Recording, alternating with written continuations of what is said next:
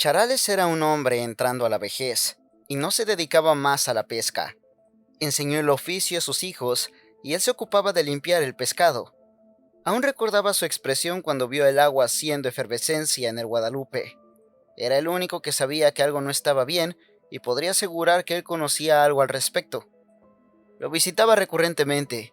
Siempre que volvía a casa, su vivienda era una parada obligada. Su familia era como una extensión de la mía. Y tras la muerte, primero de mi padre y después de mi hermano, nuestras familias se hicieron más cercanas.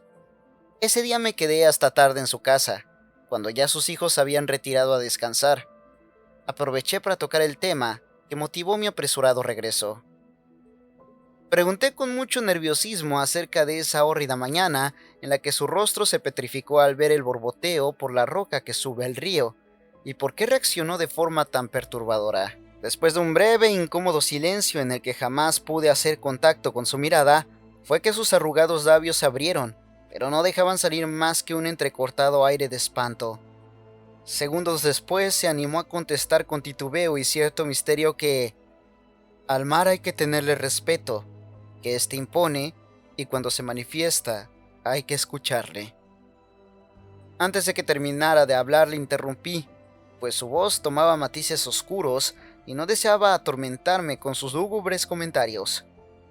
Le conté que en la universidad aprendí de ciertos patrones y conductas de los pescadores, que algunos tenían extraños ritos antes de ir a trabajar, y me intrigaba saber si él tenía alguno. Sonrió secretamente y no fue claro con sus respuestas. Habló de mi hermano mayor. Comentó que él sabía de muchas viejas historias de los pescadores, que por eso reaccionó de esa forma al ver la cosa sobre la lancha. Lo interrumpí nuevamente, pero esta vez para preguntarle acerca del tipo de historias que había escuchado mi difunto hermano. Me miró con ojos acusadores y después de una pausa contestó: «Te fuiste muy pronto de casa». Cuando volví a mi hogar, mi madre aún me estaba esperando.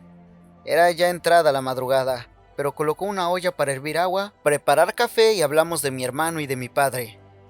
Me confesó saber poco de la vida de pescador de mi padre. Se mantuvo alejado de ella en lo que respectaba a su profesión. Siempre fue muy serio y difícilmente le vi bromear. A mi hermano y a mí nos enseñó lo que sabía de pesca. Se esmeró más con mi hermano, pues ya tenía otros planes para mí. Gracias a papá y a Jonás pude ir a la universidad. Mi papá murió de un infarto en mi primer año de universidad, y mi hermano pareció seguirlo un año después. Las causas de su muerte fueron inciertas. No hubo un cuerpo que velar. Una mañana partió a pescar solo, sin ayudantes. No volvió. El perdita fue encontrado encallado en una escollera. La policía investigó su desaparición y las de otros pescadores más en un radio de 10 kilómetros a la redonda. Mi madre, con angustia, me comentó el extraño comportamiento de Jonás antes de su extravío. Noches sin dormir y una terrible paranoia. Se sentía perseguido por algo que jamás pudo explicar con tranquilidad. Le comentó. La policía, al no encontrar evidencia ni rastros de violencia en el bote, solo una botella de Jack Daniels vacía, determinó que había tropezado y caído en alta mar, pereciendo ahogado y por accidente. Su cuerpo tal vez aparecería en la costa del oeste. Jamás emergió siquiera una prenda de vestir. Sentí fuertes deseos de levantarme de mi asiento y entrar violentamente a casa de Charales. Por respeto al anciano, solo me tomé el ardiente café y escuché los sollozos de mi madre. Él sabía algo. Una mezcla de impotencia y miedo se formaron en mi estómago. Me retiré a dormir. Tenía planeado volver a casa del viejo al amanecer. Esta vez sería más duro con mis preguntas y exigiría respuestas. No dormí lo suficiente esa noche. Enfermé un poco del estómago y un maratón de pesadillas se agaloparon en mi mente cada que lograba dormir profundamente. Soñé con el mar convertido en una masa negra. El agua apestaba y los peces flotaban muertos a lo largo de la costa. Los peces tenían en su rostro el dibujo de una expresión diabólicamente horrenda. La arena que sentía en la planta de mis pies estaba helada y el mar rugía como bestia apocalíptica. La gente que estaba en la playa huía del mar. No querían ser tocados por las olas. Murmuraban algo ininteligible. Un niño cayó a la distancia y me acerqué desesperadamente a él para ayudarlo a reincorporarse. Gritaba cobardemente y sus ojos saltones parecían desorbitarse. Era mi hermano de joven. Lo tomé por los hombros y los murmullos cesaron. Por fin pude escuchar en su voz lo que los demás decían. Los abisales vienen por nosotros. Acto seguido abrió su boca lo más amplio posible que parecía se iba a fracturar. Un grito ensordecedor hizo que lo soltara y tapara mis oídos. Desperté y el grito aún retumbaba en mis tímpanos. Provenía de la casa de Charales. Era su hija, quien se desgañitó al encontrar a su padre sentado en el porche de su casa muerto. Me levanté de un salto de la cama y llegué corriendo a la casa del viejo. Sus hijos estaban alrededor del cadáver de su padre. Cuando me acerqué pude ver en su rostro la expresión más cruda de espanto. Sus ojos se habían volteado quedando completamente en blanco y su quijada exageradamente caída. La rigidez de su expresión suponía un infarto motivado por una fuerte turbación. Lo que haya visto o imaginado el anciano le reventó el corazón. Sentí un aire helado recorriendo con sosiego mi espalda. Era el miedo paralizante que se me metía hasta los huesos. Todas esas historias que leí, los recuerdos de mi infancia, al botar mi hermano el extraño objeto y mis más recientes sospechas habían creado en mi razón una espiral que empezaba a descender y apuntalaba hacia la locura.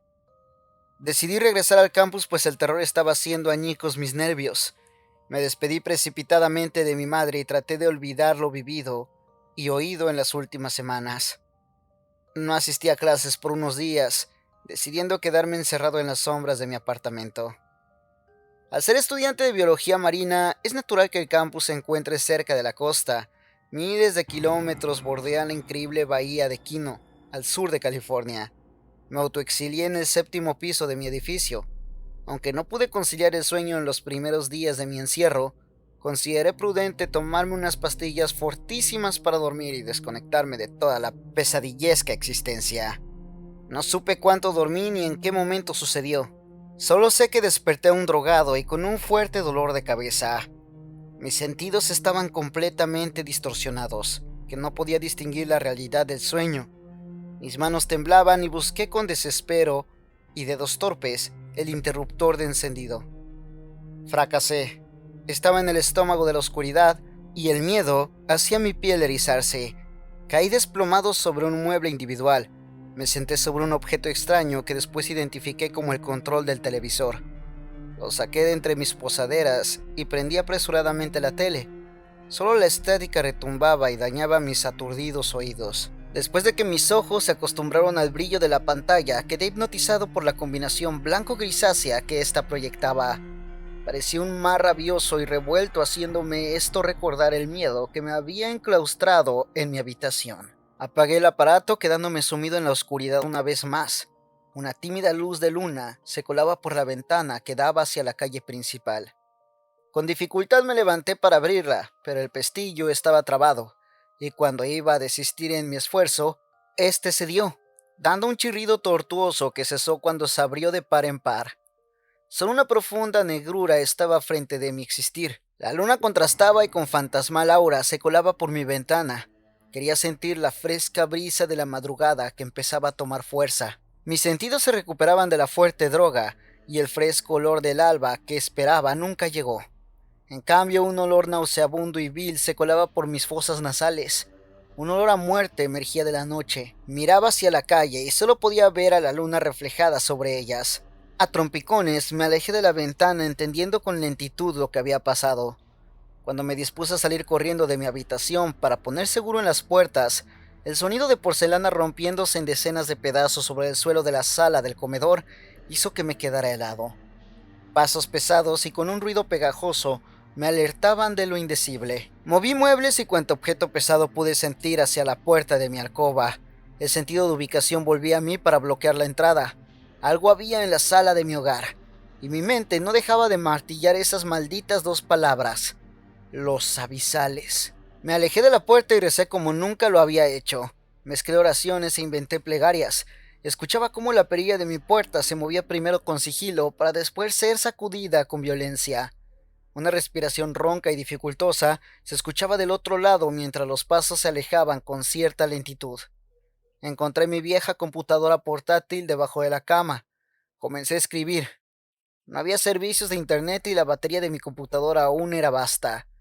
Desahogué todo lo que mi mente cargaba y ahora ha vivido en este documento. Afuera sobre las calles de la costa Quino flotan cuerpos con sus carnes desgarradas. Lo que viejos libros y antiguas leyendas de pescadores contaban había vuelto. Muchos eones habían pasado y regresaron a poner en equilibrio lo que ellos consideran justo. No puedo siquiera imaginar el horror que vivió la gente al ver la ola monstruosa, llenas de ojos miserables que pudieron matar a cualquiera mucho antes siquiera de golpear la costa. Ahora la batería de mi máquina se agota. Veo por mi ventana cómo algunos majestuosos rayos descienden con fiereza sobre el mar.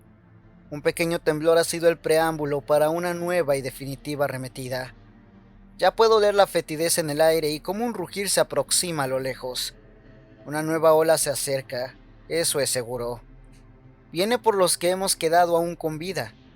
La perilla de mi puerta empieza a moverse nuevamente con extrema violencia y los muebles que le detienen comienzan a ceder. Mi único consuelo es que me reencontraré con ese horrible rostro que alguna vez observé con asombro en el bote de mi padre. Confieso que esta vez lo que menos siento es asombro. El mar ruge con más fuerza que parecía una bestia de 1000 cabezas. Ya no hay luz de luna siquiera. La brisa parece un enfurecido huracán. El olor es inmundo y vomitivo. Ya no me queda mucho tiempo. Y de todos modos, las palabras se me han acabado. La locura ha vuelto del mar. La puerta se ha abierto. Vienen por mí.